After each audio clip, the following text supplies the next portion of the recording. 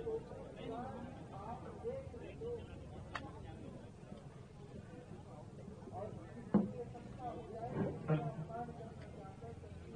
पे एक और रख दीजिए जिसपे हम लोग की आईडी रखी जाएगी ना, मेज ऊपर रखवा दीजिए, कोर्ट पे वो लगवा दीजिए।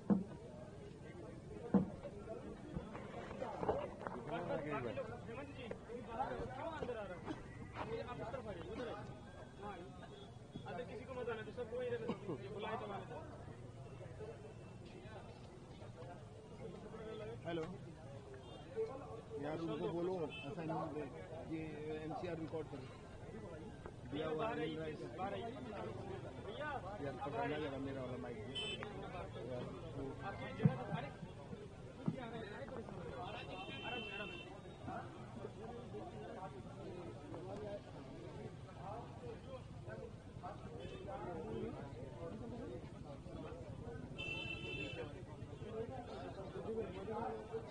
आईडी दे दीजिए, ये लोग कौन है?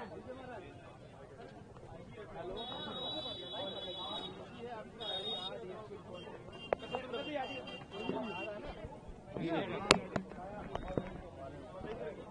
ठीक है, तुम्हारी नौकरी बनी, इसके लिए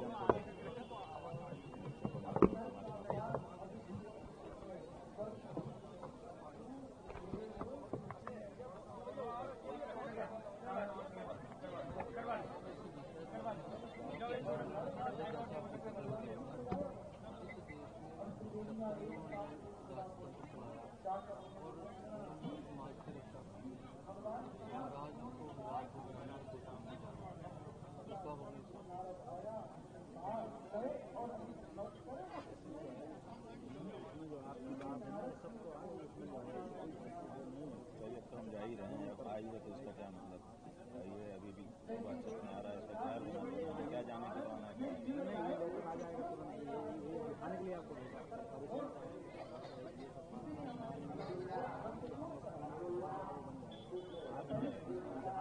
जाएगा, जहाँ भी जाएंगे इसका कोई फायदा नहीं मिलेगा, प्रशासन बहुत माहौल बनेगा जहाँ भी आप जाएंगे। कैसे जाने से जो है वो ठीक है, पता चलेगा वो आपको, और ये है कि ये भी एक बहुत बड़ी बात है जो है प्रशासन ने बाद में पूछ लेना भाई, अभी हाँ चलो यही पीछे खड़े हैं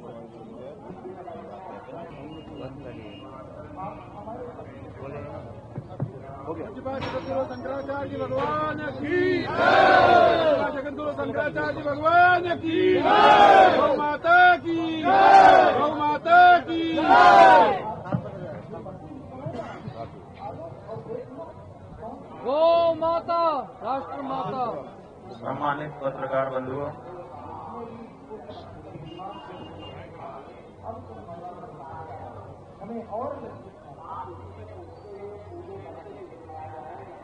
हमने अन्याय को अस्वीकार किया है और न्याय की प्रतीक्षा करेंगे।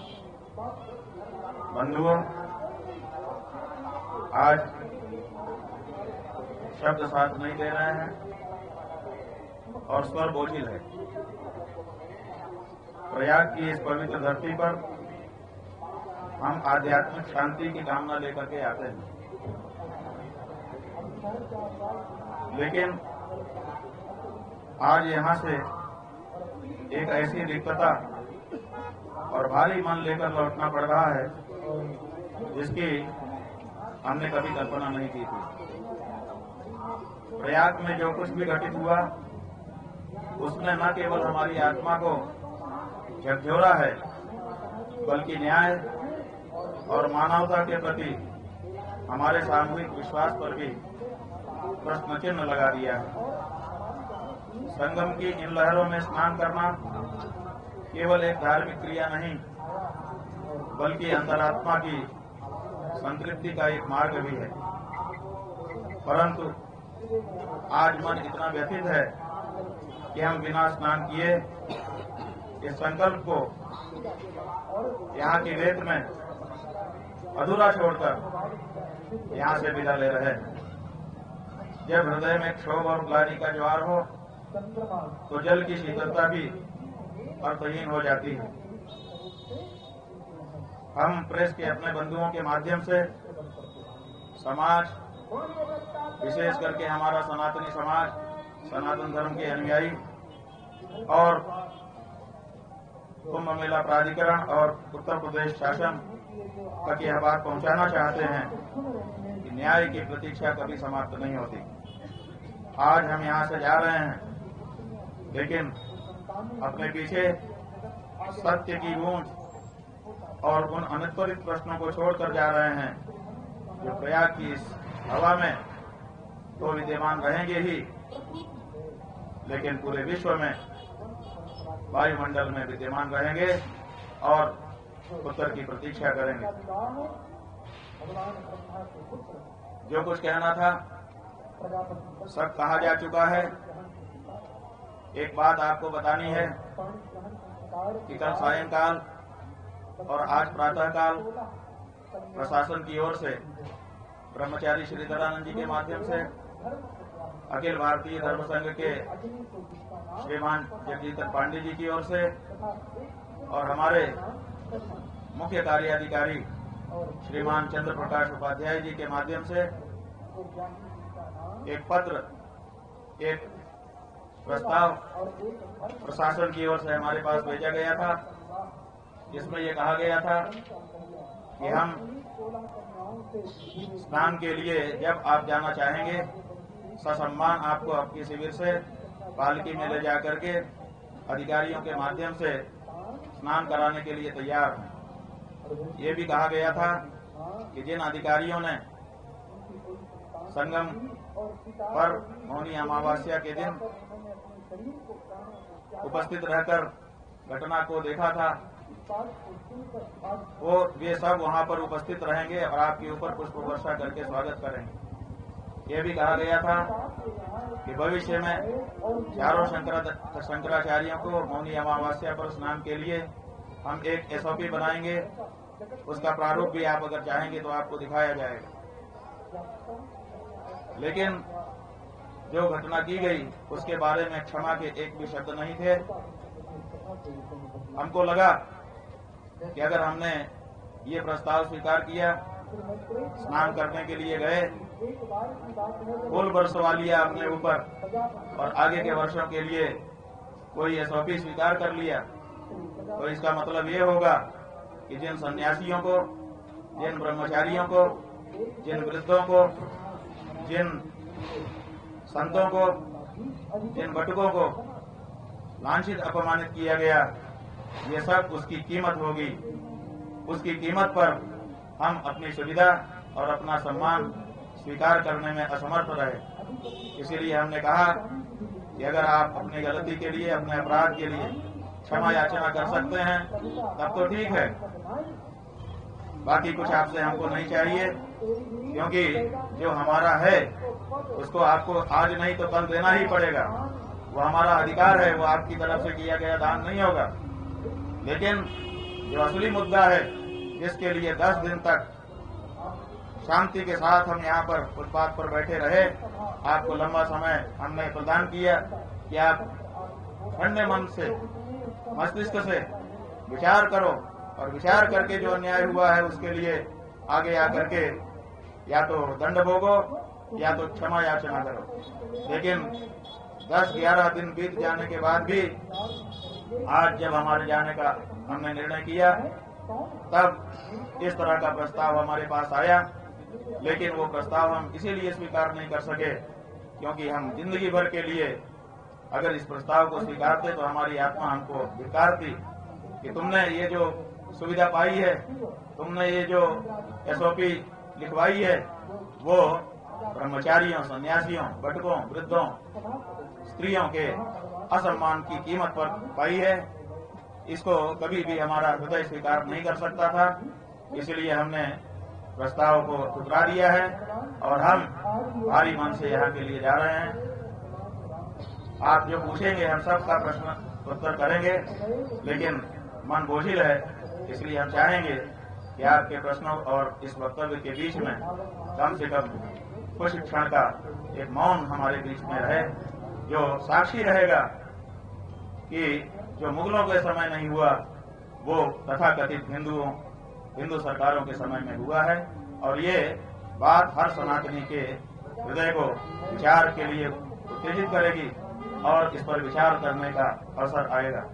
एक तरफ देश के गृह मंत्री कल गांधीनगर में थे, उन्होंने वहां पर कहा कि संतों का अपमान करने वाली और सनातनियों की सुध न लेने वाली सरकारें कभी भी स्थायी नहीं रह सकती हैं। एक तरफ इतना बड़ा ज्ञान उनके द्वारा उच्चारित किया जा रहा है और दूसरी तरफ सनातन धर्म के सबसे बड़े प्रतीक शंकराचार्य, सबसे बड़े प्रतीक बटुक, सबसे बड़ी प्रतीक सन्यासी, सबसे बड़े प्रतीक ब्रह्मचारी, जिन्होंने सनातन को अपने कंधों पर ढोने के लिए अपना जीवन समर्पित कर दिया है, ऐसी साधवियां, ऐसे वृद्ध सबका अपमान यहाँ पर हो रहा है और उसके बाद भी इतना बड़ा उपदेश गृह मंत्री जी के श्रीमुख से निकल रहा है। तो ये जो दोहरा चरित्र है, कहने में कुछ और करने में कुछ, ये अब देश के सामने साफ होना चाहिए और उसको साफ करने के लिए हम कार्य करेंगे, सर्व सनातनी तक संदेश भेजेंगे और ये स्पष्ट होना होगा कि सनातन का नाम लेकर के सनातन के विरोधी सत्ता में न रह सके। बंधुओं, इतना कहकर के हम थोड़ी देर चुप रहेंगे। जब थोड़ा सा हमको साहस होगा तो आप जो प्रश्न करेंगे हम एक एक करके उसका उत्तर जरूर देंगे। शंकराचार्य भगवान की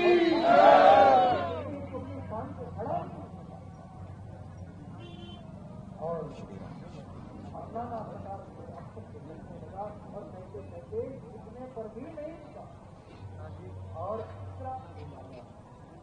कहता है कि तुम जो अघोरी जो तुम स्वरूप को हे प्रयागराज,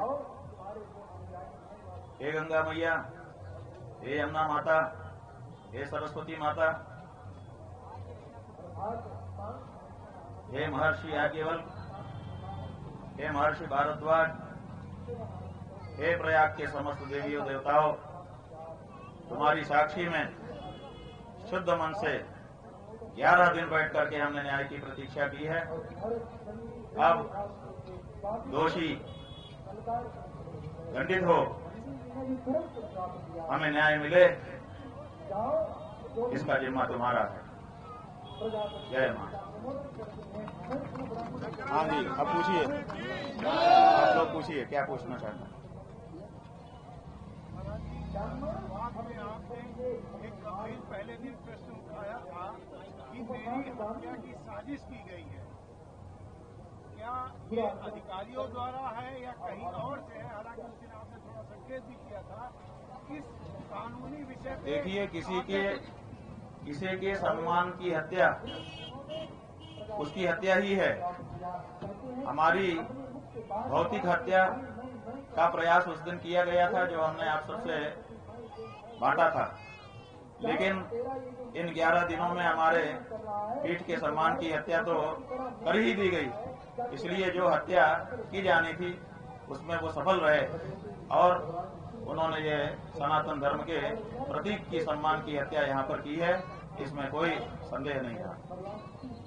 जहाँ तक आपका प्रश्न है कि ये हत्या कर कौन रहा है, तो अगर ये हत्या यहाँ का प्रशासन कर रहा होता तो दूसरे ही दिन शासन प्रशासन के स्तर से उसको ठीक करने के लिए प्रयास किए जाते हैं।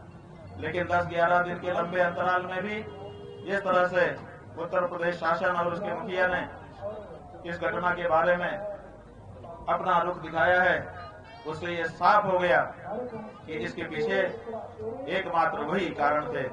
उन्हीं के निर्देश पर यह सब हुआ और आज तक भी हो रहा है। और कोई प्रश्न?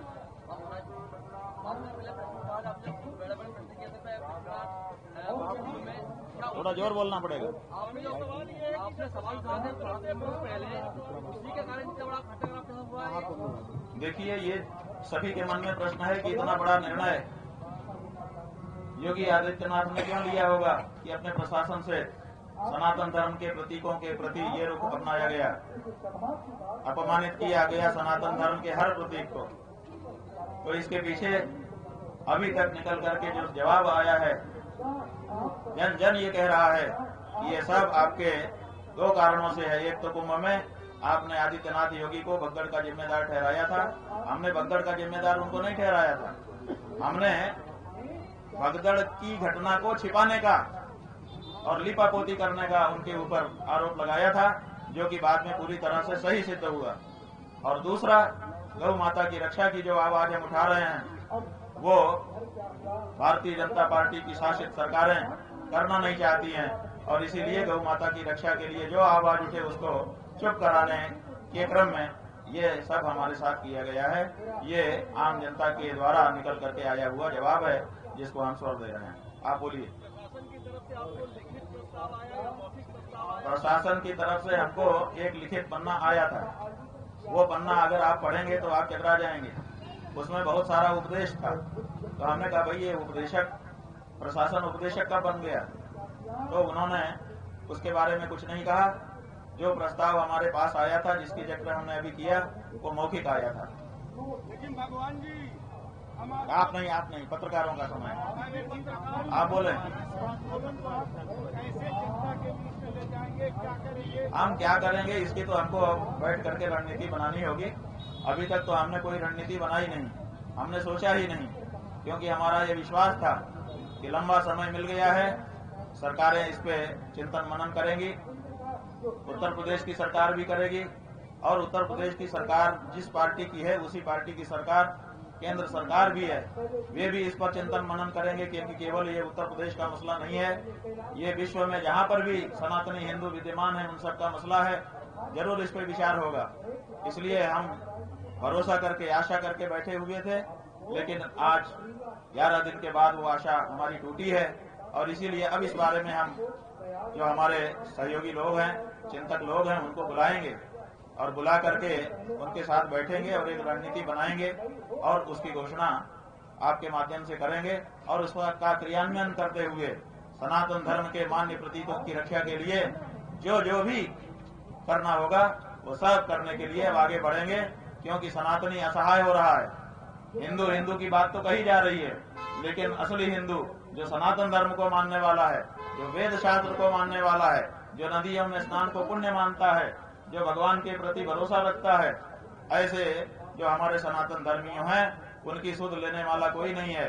जहाँ देखो धड़ल्ले से मंदिर तोड़े जा रहे हैं, जहाँ देखो वहीं पर संतों का अपमान किया जा रहा है, जहाँ देखो वहीं पर सरकार चढ़ाई कर रही है। वृंदावन में देखिए, हमारे मंदिर में जहाँ पर एक परंपरा स्थापित है, जहाँ पर परंपरा से भगवान की पूजा अर्चना होती है, वहाँ के गोस्वामियों को मारपीट करके, बदनाम करके, धक्का मार करके, पुलिस को आगे करके उस मंदिर को अपने कब्जे में लेने के लिए सरकारें प्रयास कर रही हैं। सरकारें जब धर्म निरपेक्ष हैं तो धार्मिक परिसरों में उनका क्या काम है?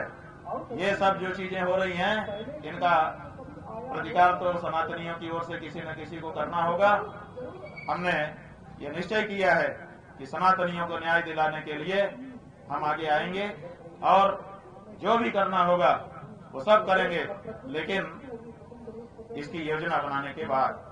जी, आप यहाँ से बिना स्नान किए जा रहे हैं, आपका सम्मान है अपमान? यहाँ से आए थे स्नान के लिए, शिविर से निकले थे स्नान के लिए, और अगर बिना स्नान किए जा रहे हैं तो जहाँ तक सम्मान अपमान का प्रश्न है वो तो एक तरफ छोड़ दो।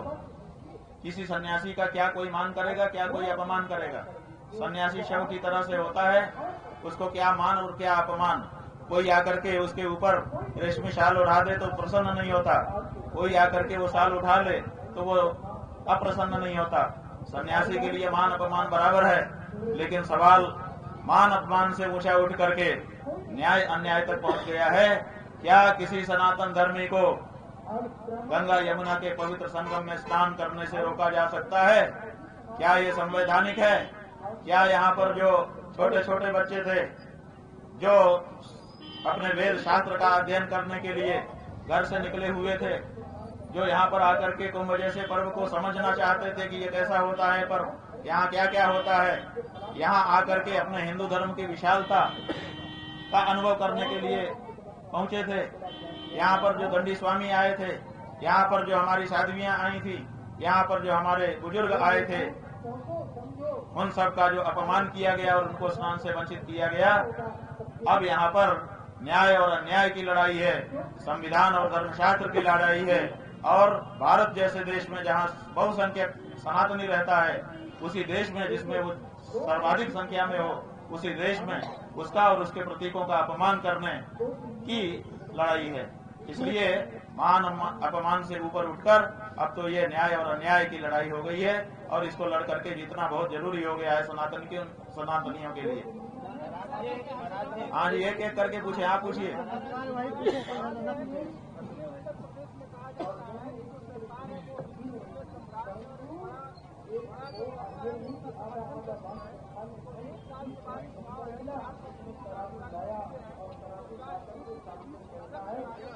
देखिए क्या करना होगा ये तो समय तय करेगा, लेकिन जो हिंदू की सरकार कही जा रही थी उसकी तो पोल खुली गई।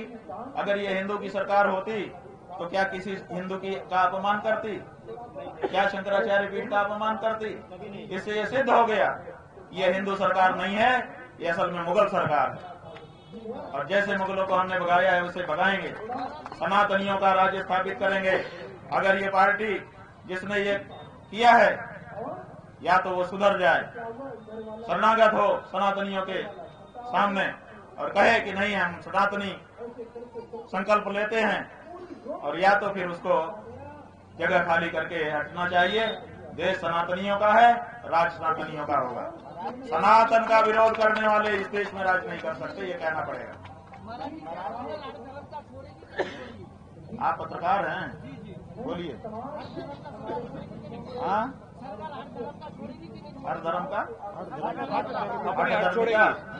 अभी तो सरकार को तय करना है कि वो क्या करेगी क्या नहीं करेगी। हम जो करेंगे वो हम बताने के लिए यहाँ पर बैठे हैं। और किसी को कोई प्रश्न हो, हम इसके बाद कोई बात किसी से नहीं करेंगे, इसलिए जो पूछना है पूछ लीजिए। 1 to 1 आज नहीं होगा।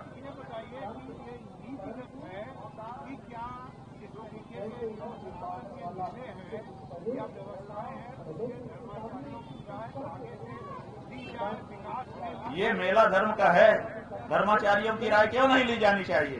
क्या प्रशासन धर्मशास्त्र का, धर्माचार्यों की परंपराओं का विशेषज्ञ है? क्या यहाँ का मेलाधिकारी इस तरह की कोई डिग्री रखता है?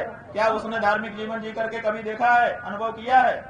क्या कोई दूसरा जो भी अधिकारी वहाँ पर खड़े हैं, जो भी अधिकारी प्रबंधन कर रहे हैं, क्या उनको धार्मिक पद्धतियों का शास्त्रीय ज्ञान है? क्या उन्होंने उसको जी करके कभी देखा है? नहीं देखा है। तो स्वाभाविक है कि इस तरह के मेले जहाँ पर होंगे, धार्मिक मेले, वहाँ धर्म के जो विशेषज्ञ हैं, जिनको शास्त्र का विज्ञान है, जिन्होंने परंपराओं को जी करके देखा है, उनकी राय ही सबसे महत्वपूर्ण होगी। उनकी राय का सहयोग ये लोग करेंगे। ये सीधे आकर के उनका नियमन नहीं कर सकते हैं। जिसका जो विषय नहीं है उसमें कैसे आकर के खड़ा हो जाएगा? और यही हो रहा है, इसी कारण से ये सब हुआ है। बिल्कुल इस विषय को आगे हम लेके जाएंगे और भारत की सरकार को इस तरह का एक कानून बनाना पड़ेगा कि जहाँ धार्मिक विसला होगा वहाँ धर्म का विशेषज्ञ ही अंतिम प्रमाण होगा, बाकी सब उसके सहयोगी होंगे। हाँ जी, अचानक नहीं लिया, ये फैसला 11 दिन के बाद लिया है। आप इसको अचानक फैसला कहते हैं? 11 दिन के बाद हमने फैसला लिया। इतना लंबा समय तो भगवान श्री राम ने भी नहीं दिया था। जब वो रास्ता मांग रहे थे समुद्र से, तब समुद्र ने 3 दिन लगाया था। 3 दिन के बाद भगवान श्री राम ने भी कहा था, कोप कर लिया था और कहा था कि लक्ष्मण वान ले आवो, विनय न मानत जल्दी जट गए 3 दिन बीत, बोले राम सकोप तब भय दिन हो न प्रीत। 3 दिन के बाद भगवान श्री राम को भी कोप हो गया था। हमने तो 11 दिन दिए हैं बंधु। 11 दिन में बहुत सारी बैठकें हो सकती थी, बहुत सारे विचार हो सकते थे, लेकिन 11 दिन के बाद भी जब निर्णय नहीं लिया गया, तब हमने ये निर्णय लिया है कि अब हम इसको अंतिम रूप देने के लिए निर्णायक संघर्ष करें, तो हम करेंगे।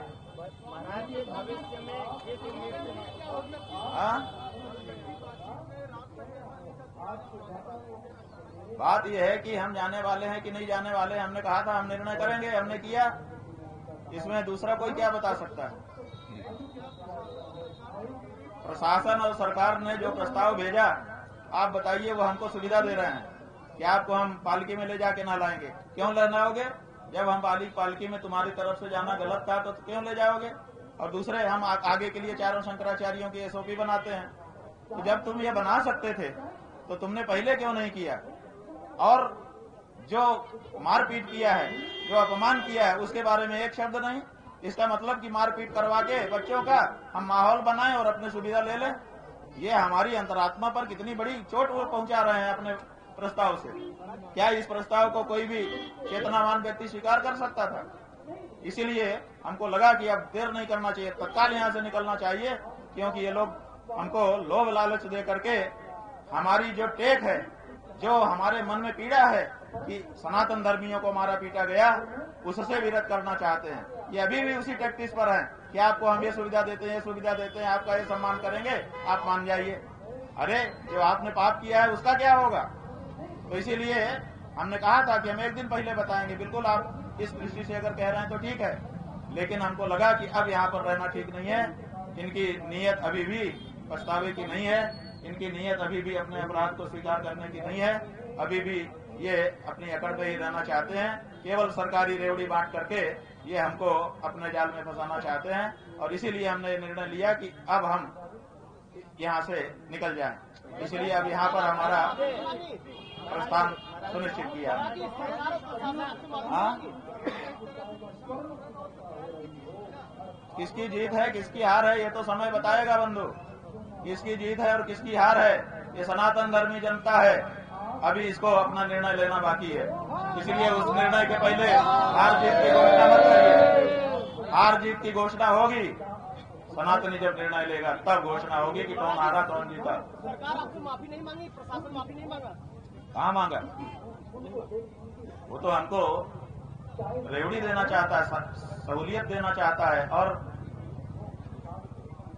मामले को ठीक करना चाहता है। एक आखिरी सवाल है, जो अपराध किया है उसके बारे में चर्चा नहीं करना चाहता है।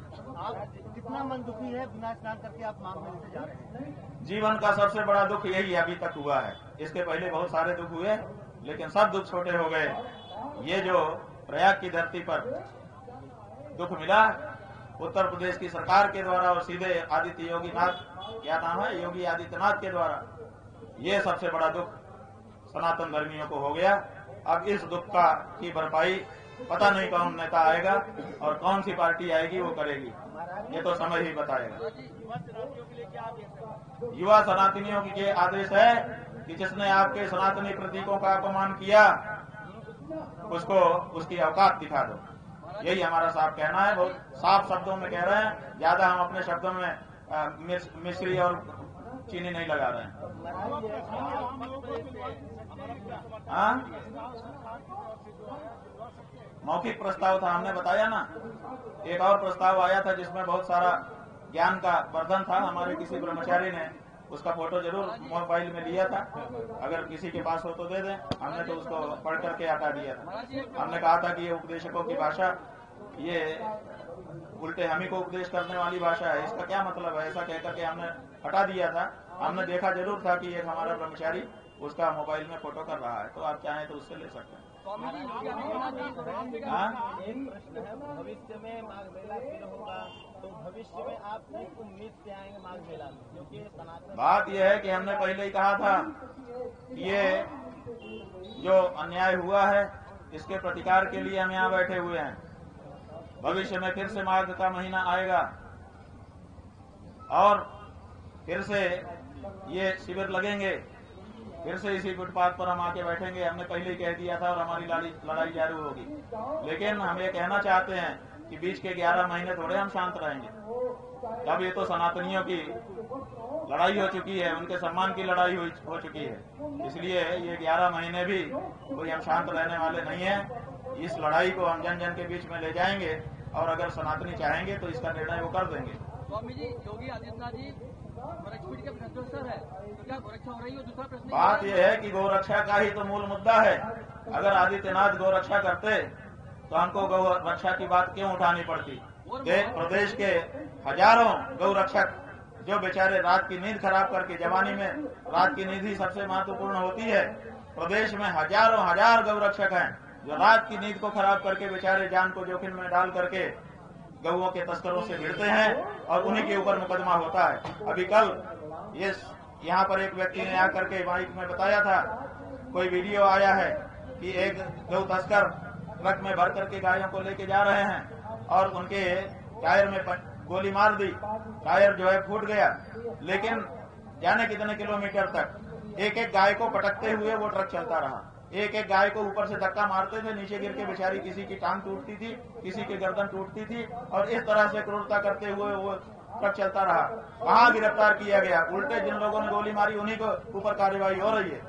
तो ये जो प्रदेश में हो रहा है ये सनातन धर्म के बिल्कुल विरुद्ध है, बिल्कुल मुगलिया काम है। और ये मुगलिया काम सनातनियों के नाम पे नहीं चलेगा। मुगल बन के आओ ताकि हमको लड़ने में सुविधा रहे। ये जो माया का छद्म आवरण तुमने पहना है, अब ये तुमको उतार करके फेंकना पड़ेगा। ये भगवा चोला, इस भगवा चोले को कलंकित मत करो गौ हत्या को बढ़ावा दे करके। और मोहन यादव है, हाँ जी बोलिए। एक छोटा सा सवाल है, जो ये चला आ रहा था ये 10 दिनों से लगातार, आपके लाखों समर्थक, हजारों समर्थक, लाखों समर्थक, ये आगे इनका क्या प्लान है? आप बात यह है कि हम सबसे अभी चर्चा करेंगे, चर्चा करके निर्णय लेंगे। सबकी सामूहिक लड़ाई है ये। अभी तक तो हम इसको अकेले स्वर दे रहे थे, अब हम यहाँ से जाएंगे। यहाँ से हमको बीच में रुकते हुए जाना है। हो सकता है कल हम काशी पहुंचे, 1-2 दिन काशी में रुक करके जनता से, सनातनी जनता से हम संपर्क स्थापित करेंगे और फिर एक रणनीति बनाएंगे। उस रणनीति के तहत जो भी होगा आपको बता करके, बिना बताए चोरी छुपे नहीं, कार्यक्रम घोषित करते हुए अपने अभियान को आगे बढ़ाएंगे। ये सनातनियों के सम्मान और स्वाभिमान का प्रश्न है और स्वाभिमान और सम्मान से कोई समझौता नहीं है। अच्छा, ये लड़ाई यही रुकेगी, आगे और इससे बड़ा प्लान है या क्या कहना चाहेंगे? ओम नमः शिवाय। आगे और कोई? महाराज जी, ठीक है जी, धन्यवाद। आप लोगों ने महाराज जी बहुत सहयोग किया, बातें सरकारों तक पहुंचाई, लेकिन कोई निर्णय नहीं निकला। आपका इसमें क्या दोष है?